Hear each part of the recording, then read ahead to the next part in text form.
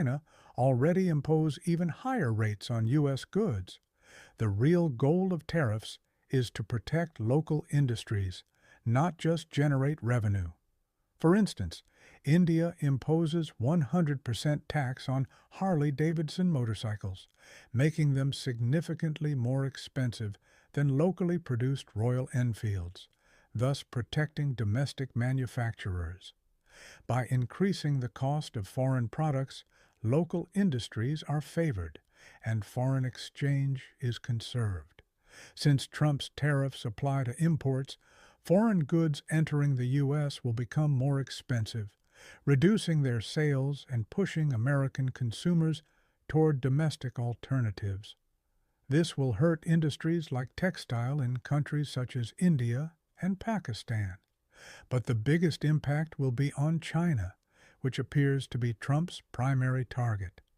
Once a global export leader, the U.S. has seen its dominance fade, with China now leading in global manufacturing thanks to its cheap labor. In 2000, the U.S. imported $80 billion worth of goods from China and exported $16 billion in return.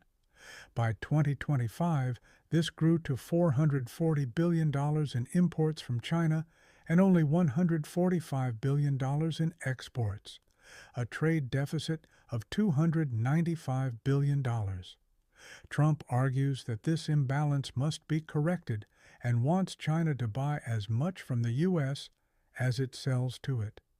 By imposing tariffs, he hopes to reduce Chinese imports and shift manufacturing back to the U.S., especially for tech items like iPhones and Apple Watches, which are American-designed but Chinese-made. Companies like Apple, Tesla, Dell, HP, and Nike rely on Chinese manufacturing. If they return to the U.S., imports from China could drop by $200 billion, significantly reducing the trade deficit. However, higher production costs in the U.S. may lead to more expensive products, affecting profits.